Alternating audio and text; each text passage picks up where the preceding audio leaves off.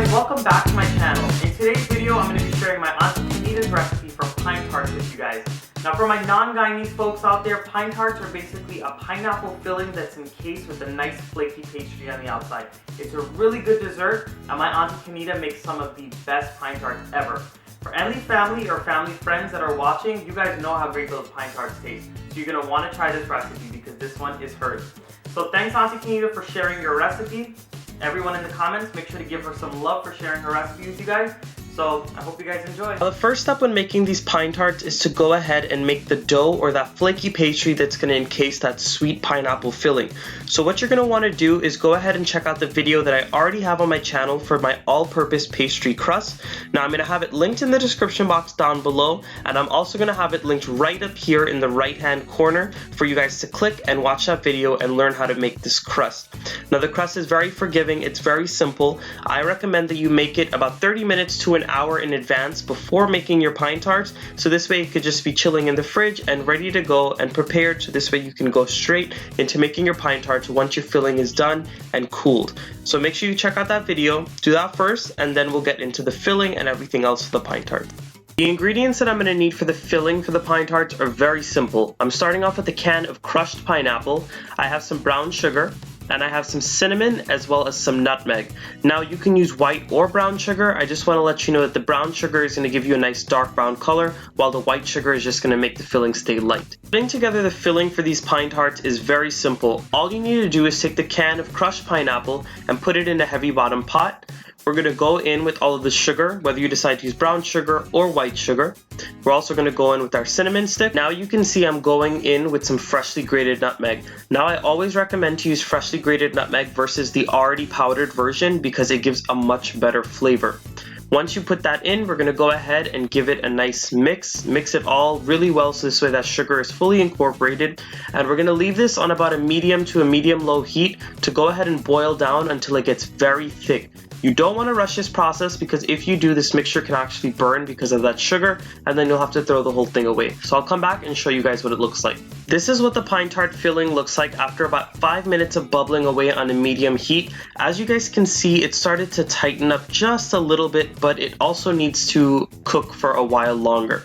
So what we're going to do is just let this go ahead and keep boiling, and I'm going to come back and show you guys what it looks like when it gets much darker and much thicker. Alright guys, so it's been about 20 minutes. It might take a little longer, it might take a little less, just depending on the heat on your stove or how much you're making. But my pineapple mixture or the filling for these pine tarts is done. As you guys can see, it's much darker and much thicker from when we started with all of the ingredients in the pot. So at this point, I'm going to remove the cinnamon stick and discard that, and I'm going to empty this mixture into a little bowl so this way it can cool completely before we start to fill our pine tarts. Once your filling has cooled and once your dough is completed, it's time to go ahead and fill these pine tarts. So the first step when doing this is to go ahead and flour your surface really well, put a portion of the dough on your board, and go ahead and start rolling it. We're going to roll it to about 1/4 inch thickness because we don't want it to be too thick. We want a perfect ratio of filling to the dough on the outside. I've gone ahead and rolled out my dough to about 1/4 inch thickness. That's the thickness that I prefer. Now what we're going to do is take the top of a glass. You can also use a small cookie cutter for this and cut out little circles from the dough so this way we can start filling them. As you guys can see, these are going to be much smaller than the normal large size pine tarts that you get at the West Indian bakery. This is just the size that Aunty Kanita's always made them because whenever she makes them for family functions or parties, people usually like to take just one small pine tart. If you wanted to make them bigger, you can use something bigger to cut out bigger circles. Once you've got some circles cut out, you want to make sure to cut out a few so this way you can fill a few pine tarts at one time. This way the process can go just a bit faster. You're going to grab some of your cooled filling and you're going to put it down onto the rolled out piece of dough. Now you just want to add about 1 tablespoon of filling. You don't want to add too much, this way it oozes and spills out, but you also don't want to add too little to where it's just dry and too much pastry. This is my favorite part of the process. This is the process where we go ahead and form the pine tarts before they go into the oven to bake. Now for this part, you can go ahead and get some kids involved in the kitchen because I know little kids like to work with dough. So what we're going to do is just pinch together all 3 of the sides, and you want to make sure to pinch together all of the seams so this way it doesn't open up in the oven. So as you guys can see, I'm just taking one end at a time and I'm pinching it together in the shape of a triangle. And once it comes together, you're going to go ahead and put it down onto your baking tray, and it's going to be ready to bake. Alright guys, we're getting closer to the finished product. These pine tarts are almost ready to go into the oven. We just have one more thing to do with them.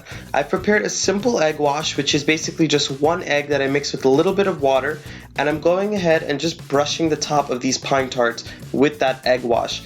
Now, I messed up a little bit because the way that Aunty Kanita prepares her pine tarts before putting them into the oven is by just taking the egg yolk, which means separating the yolk from the white and discarding the white. And what she does is takes that yolk and mixes a little bit of yellow food coloring and a little bit of water with it just to thin it out a little. So this way the top of the pine tarts get nice and yellow.